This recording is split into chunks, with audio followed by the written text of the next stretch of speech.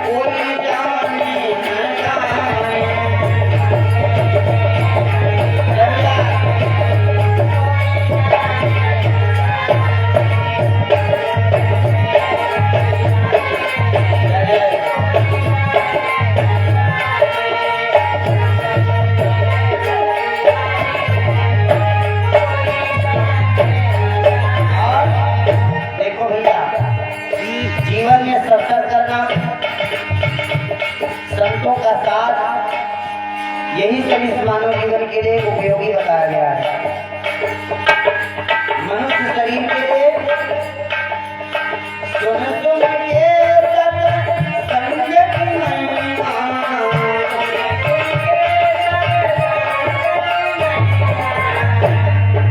सत्संग सुना जाए, सत्संग के दर्शन किए जाए।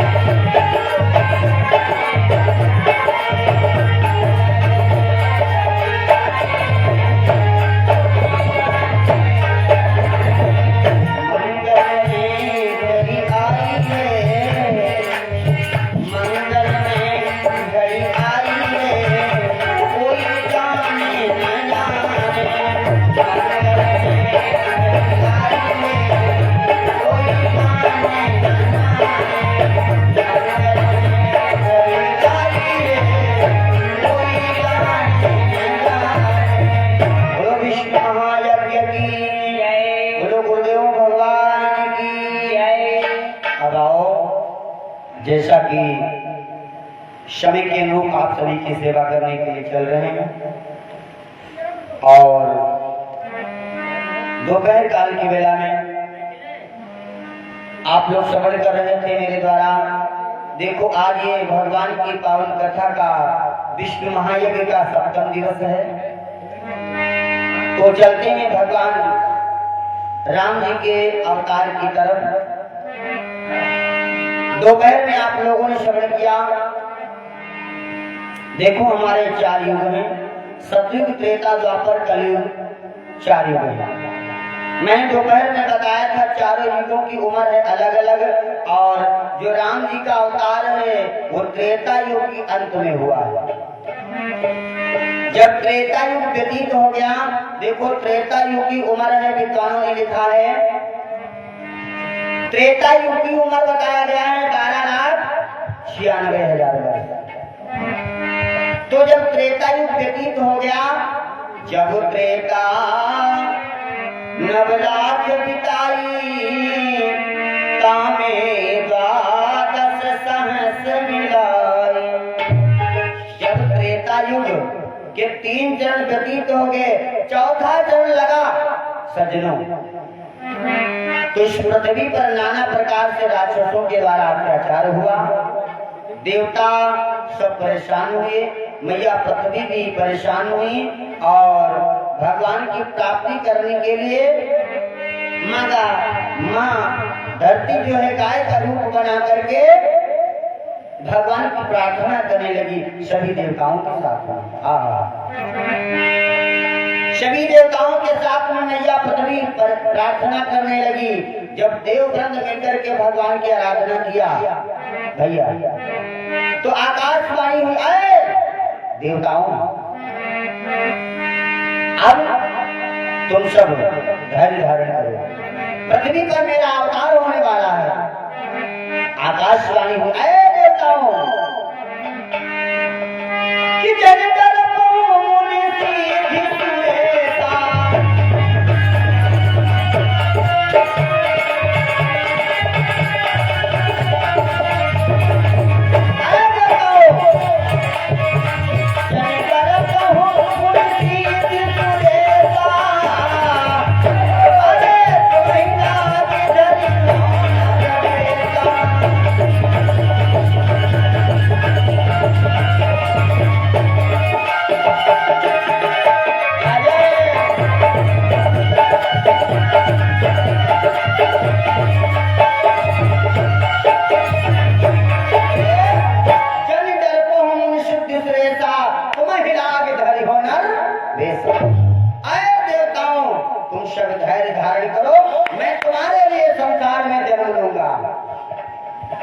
देखो चौपाई में संकेत मिलता है।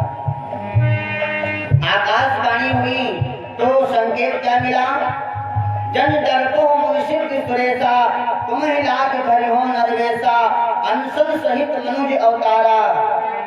आए देवताओं, अब मेरा मनुज रूप में मैं अवतार लेने वाला हूँ। कहाँ ले हो दिनकर वंश उदारा, मेरा मनुज रूप में अवतार होगा, वो भी कहाँ, सूर्य कुल में।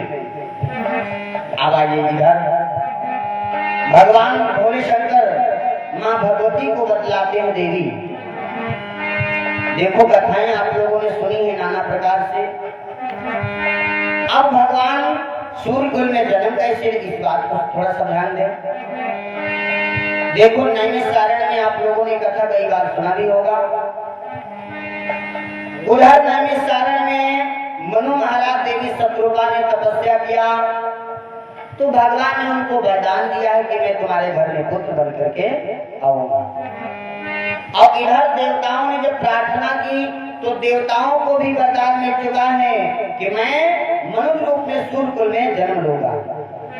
आप ध्यान दीजिए, जब त्रेता 9,12,000 वर्ष व्यतीत हो गई तो इधर सारे देवताओं को वरदान मिला, जन डरको मुनिषिद्ध सुरेशा, तुम्हें लाग धरि हो नरवेशा, अंशन सहित मनुज अवतारा, ले हो दिनकर वंश उदारा।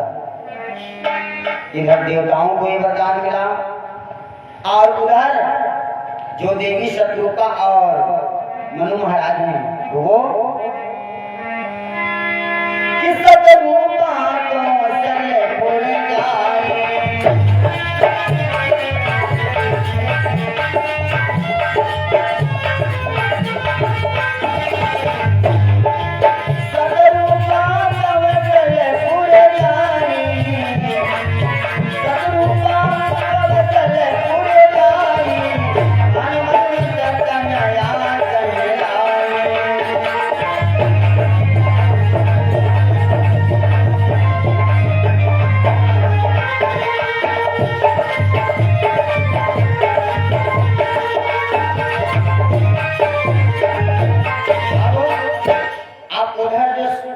देवी शत्रुपा थी वो कहाँ गई? कौशलपुर।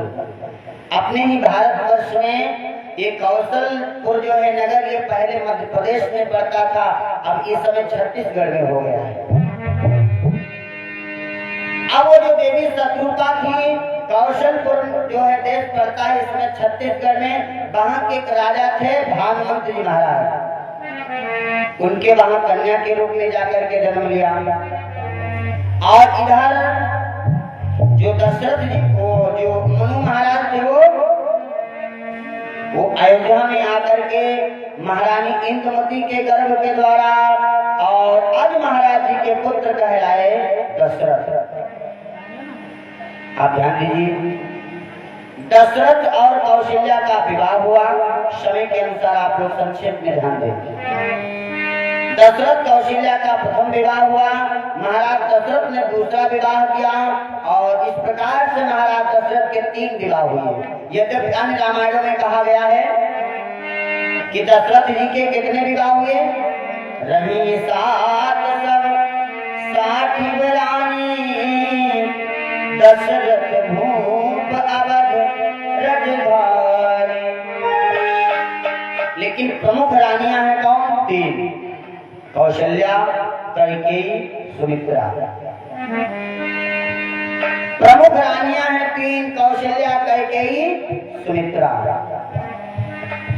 आप सुनिए क्या चल रहे हो? त्रेता युग का अंतिम चरण चल रहा है। तीनों रानियों के विवाह हुए महाराज दशरथ जी के साथ में। अब महाराज दशरथ जी की धीरे धीरे आयु व्यतीत हो रही है। सज्जनों, विद्वानों के मतानुसार जब महाराज दशरथ के 3 विवाह संपन्न हुए तो कुछ जब समय व्यतीत हुआ तो जो मंझली रानी है, वो जो सबसे छोटी रानी है सुमित्रा और दशरथ के द्वारा एक पुत्री ने जन्म लिया। दशरथ सुता सुमित्रा जाई, शांता नाम श्रृंगी शिवाय। जब वो समय व्यतीत हुआ तो शांता नाम के एक बालिका दशरथ और सुमित्रा के द्वारा ने जन्म लिया। तो महाराज दशरथ ने उस पुत्री का विवाह एक विभांडिक मुनि थे, उनके पुत्र थे श्रृंगी ऋषि महाराज, उनके साथ में कर दिया।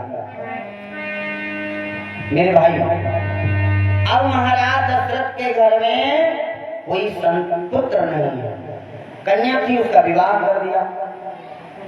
अब कोई पुत्र नहीं है ना, और महाराज दशरथ जी की आयु का कितना समय व्यतीत हुआ? स्वामी जगदीशानंद के मतानुसार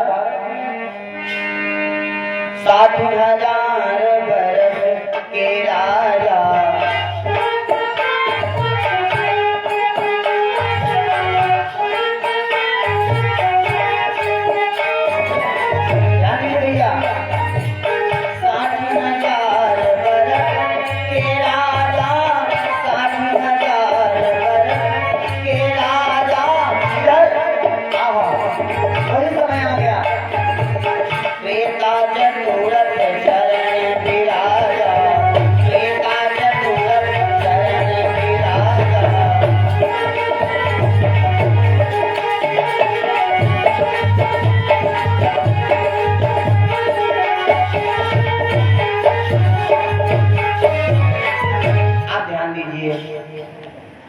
इधर महाराज दशरथ की आयु का भी चौथा बना दिया है।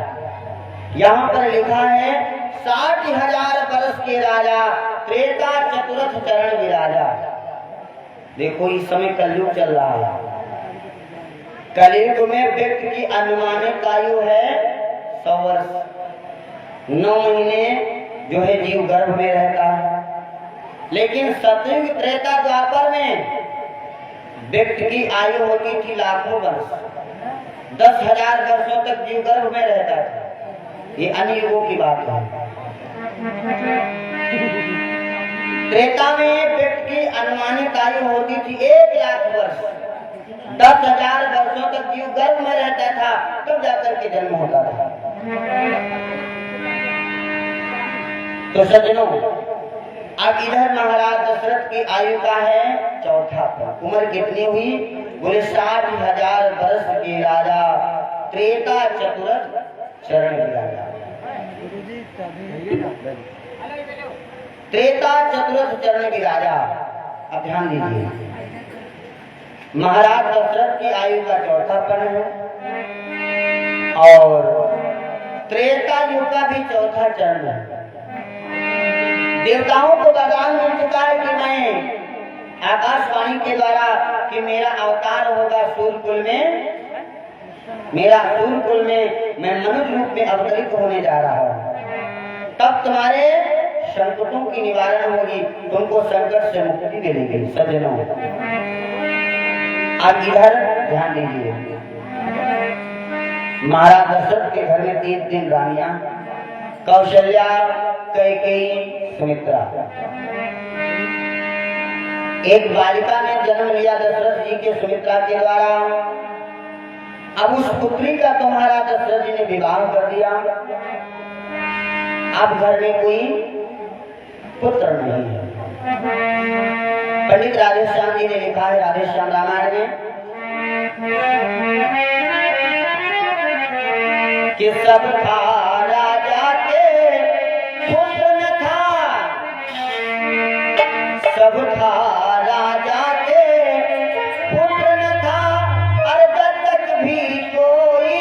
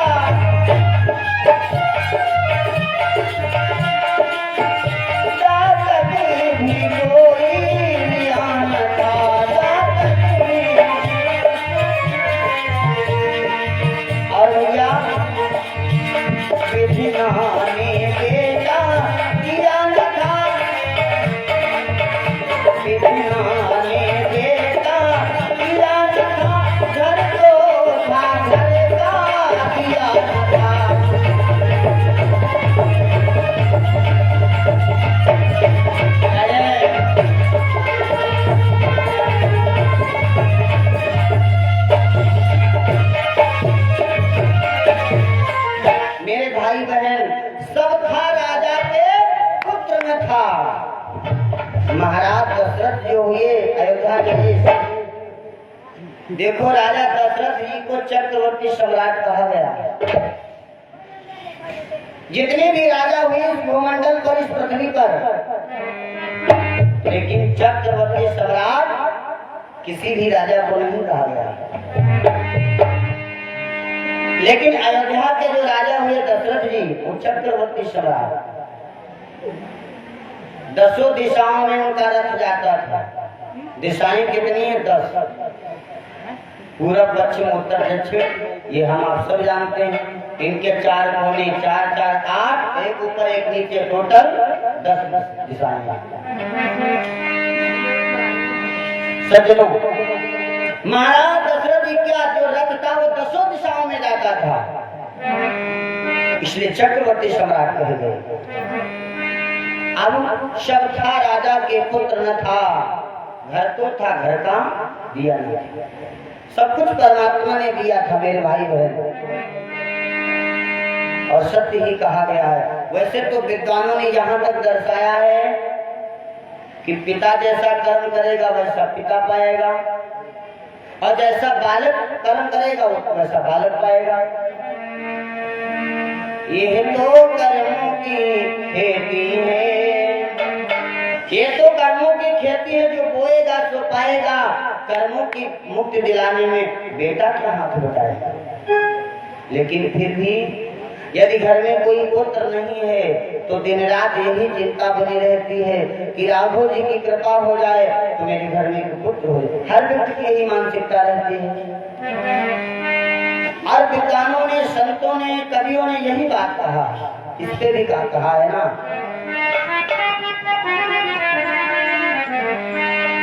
घर में कोई पुत्र नहीं है ना तो आप लोगों ने एक बड़ा पुराना गीत सुना होगा, शारदा जी का गीत कि उजर बबुल बिना, उजर बबुल बिना। यदि घर में कोई पुत्र नहीं तो व्यक्ति का जीवन कैसा है? उजर बबुल बिना पिपरो न सोहे, कोयल बिना, कोयल बिना परिया न सोहे राजा, कोयल बिना परिया न सोहे राजा।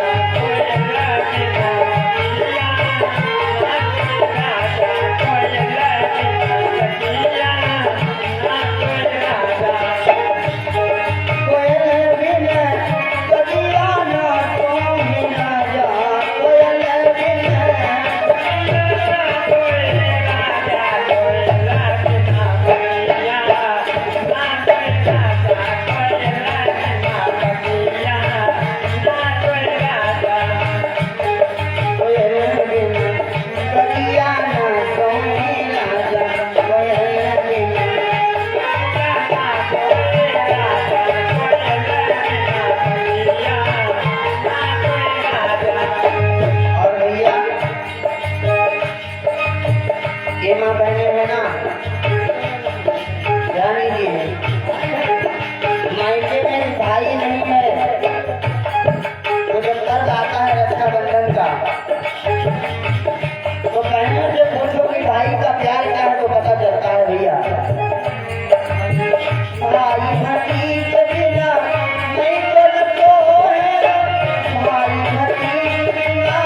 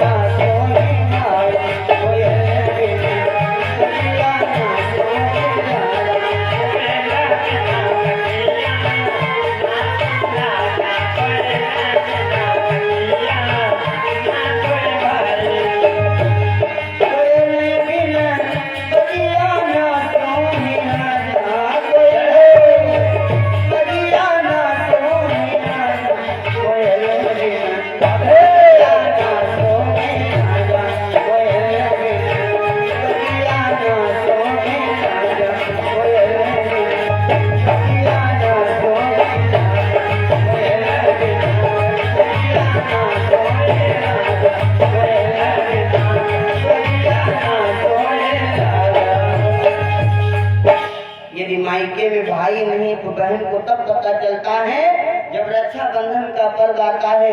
उसी प्रकार मेरे भाई बहन परमात्मा ने सब कुछ दे दिया है। यदि कुल को रोशन करने वाला घर में कोई पुत्र नहीं तो व्यक्ति का जीवन कैसा?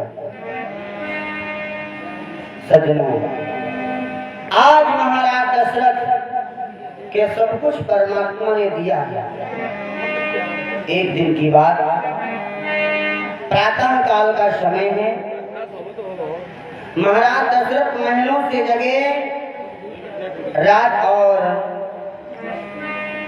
राज दरबार को आए और राज दरबार के बाद पुनः महलों को गए।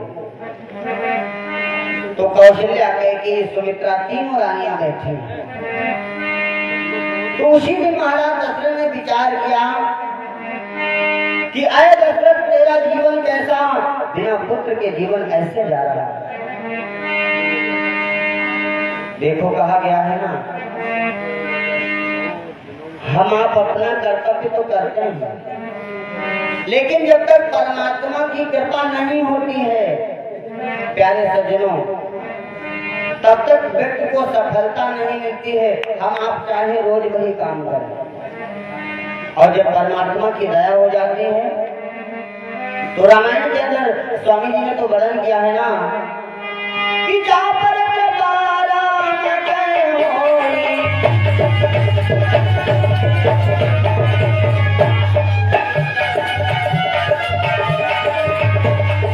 ध्यान दीजिए भैया, जा पर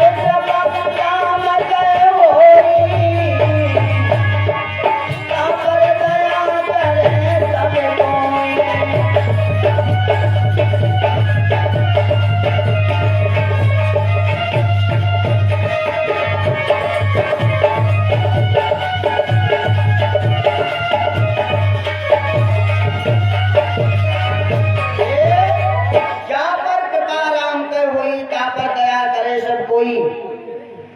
जब भगवान की कृपा हो जाएगी मेरे भाई बहन, तो बिगड़े काम बन जाएंगे जब उस राघव की कृपा होगी। तो एक दिन की बात, बड़े सवेरे एक दिन महाराज दशरथ उदास होकर के एक दिन महलों को आए, और महलों में उदासी चेहरे पर छाई। रानी कौशल्या कैकेयी सुमित्रा ने देखा, कहा राजन बिना पुत्र के जीवन कैसा है, सब कुछ उपाय मैंने जीवन में कर लिया। तो कौशल्या रानी ने दशरथ जी से कहा, राजन हम आपने सब कुछ उपाय तो किया है, अब एक मेरी कामना है कि आप गुरुदेव जी के पास जाओ। और देखिए प्यारे भक्तों, संसार में यदि आपके ऊपर कोई दुख पड़ा है तो अपना दुख हर जगह नहीं कहना चाहिए, क्योंकि संसार जानते हो कैसा है। रहीम जी ने कहा है, रही मन निज मन की व्यथा, मन हम रखिए गोए, सुन अठिले हैं लोग सब, बाटी न ले। यदि आपके ऊपर कोई दुख है और आप गली गली में मोहल्ले में कहोगे तो आजकल के लोग आपका दुख बांटेंगे नहीं, वो ताली मार के हटेंगे कि बड़े आए थे कल, आज दुख पड़ा है तो पता चला है। दुख कहाँ कहना चाहिए, या तो भगवान के दरबार में जाकर के अपना दुखड़ा सुनाओ जिसने सब कुछ दिया है तुमको, या तो गुरु के पास जाना चाहिए। तो महाराज दशरथ ने क्या किया, महलों से चल पड़े, कहाँ, वशिष्ठ जी के पास। कि गुरु ग्रहण गया तुरंत नहीं पाला, हो गुरु ग्रहण गया तुरंत नहीं पाला, चरण लागी कर बिनय बिसाला।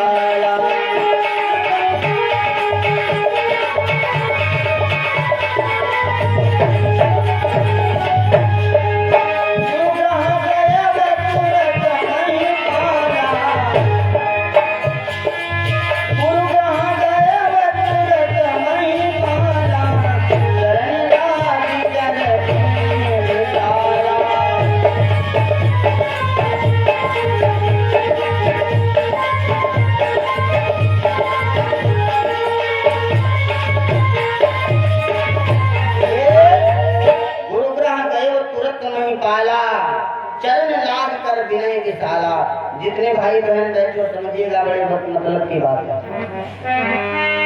कभी भी अपने गुरु से मिलने के लिए जाएं और या किसी संत से मिलने के लिए जाएं, माता जी वहां पे लिखवाएं, कभी भी मिलने के लिए जाए अपने गुरु से, संत से, या किसी धार्मिक स्थल पर जाए या किसी महापुरुष से जाए मिलने के लिए, तो कभी भी खाली हाथ नहीं जाना चाहिए।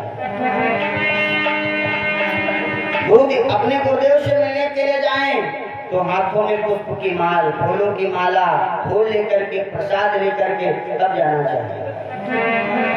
आज महाराज दशरथ जी जिस समय आए तो सबसे पहले गुरुदेव जी के चरणों में पुष्पों के द्वारा भेंट की और चरणों में नतमस्तक होकर के प्रणाम किया।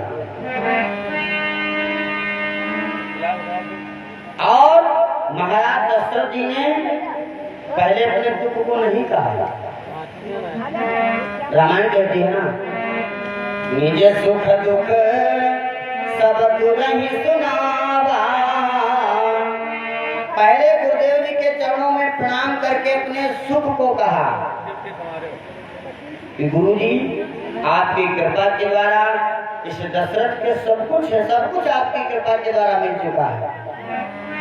निज सुख दुख सब तुरहि सुनावा, तो कहाँ वशिष्ठ बहु विधि समझावा। अंतिम शब्दों में कहा कि गुरुदेव जी आपकी कृपा के द्वारा घर में धन है, महल है, राजकोष है, सब कुछ आपकी कृपा के द्वारा है। बस एक चिंता है गुरुदेव, अब आपकी कृपा हो जाए तो मेरे राज्य महलों में पुत्रों की प्राप्ति हो जाए। तो गुरुदेव जी क्या बोले, राजन धैर्य धारण करो, तुम्हारे घर में पुत्र होंगे। धरहु हुई है सोते तारी,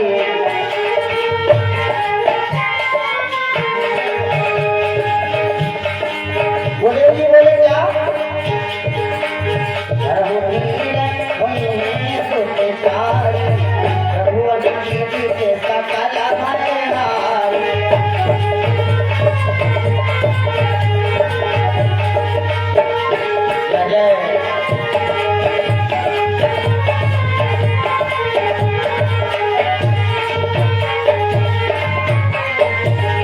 राजन मैं कहता हूँ तुम्हारे घर में एक नहीं 4 लड़के होंगे, 4।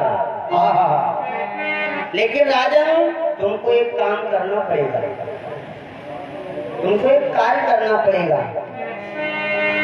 घर में पुत्र तब मिलेंगे जब एक कार्य करोगे, क्या, एक यज्ञ करना पड़ेगा। देखो आपके वहाँ ये सब विष्णु महायज्ञ, ये कृष्ण विष्णु महायज्ञ हो रही है। जिस क्षेत्र में, जिस गांव में जहाँ पर यज्ञ होती है प्यारे भाई बहन,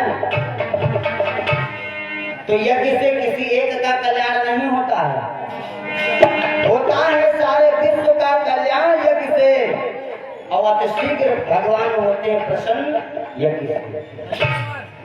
जहाँ पर यज्ञ किया जाता है सभी देवी देवता प्रसन्न होते हैं, क्योंकि यज्ञ मंडप के अंदर सभी देवी देवताओं का आवाहन किया जाता है। सभी देवी देवता प्रसन्न होते हैं, और जब देव प्रसन्न होते हैं तो उनका आशीर्वाद, उनकी कृपा हम आपको मिलती है, तो हमारा मानव समाज भी प्रसन्न रहता है। अब महाराज दशरथ से वशिष्ठ जी कहने लगे, राजन यदि तुम्हें पुत्रों की इच्छा है तो एक काम करो। राजन इच्छा है अगर पुत्रों की, राजन इच्छा है अगर पुत्रों की, पुत्र यज्ञ संविधान करो।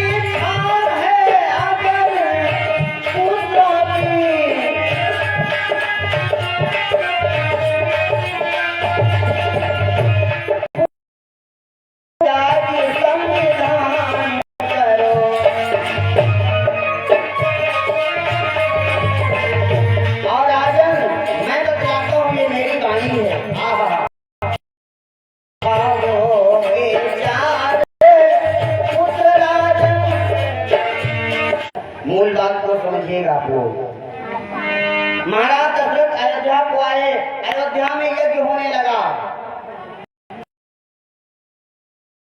जैसे आपके वहां ये विष्णु महायज्ञ, और महाराज दशरथ से वाणी बोले, राजन इस खीर प्रसाद को लेकर के जाओ और सभी रानियों में वितरित करो। इतना कह करके अग्नि भगवान अंतर्ध्यान हुए। तब अदृश्य भय पावन सकल अर्धभाग्य तव सलहीना, अर्धभाग्य तव सलहीना, उभय भाग्य आगे कर लीना, उभय भाग्य आगे कर। जितनी रानियां थी कैकेयी, सुमित्रा, कौशल्या, देखिए जब मां बहन गर्भवती हो तुमको कुछ नियम करना चाहिए। तुम्हारा दशरथ ने कौशल्या के लिए अलग अलग कमरा दिया, और जिस कमरे में मैया कौशल्या हैं, जब गर्भ के 9 मास पूर्ण हुए तो एक दिन की बात, दिन कौन सा है?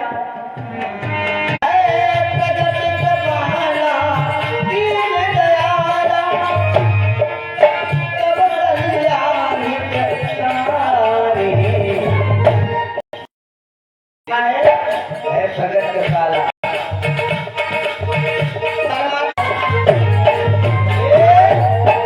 अब कौशल्या के वहां भगवान बालक बनकर के आए। चैत्र मास की 9वीं तिथि दिन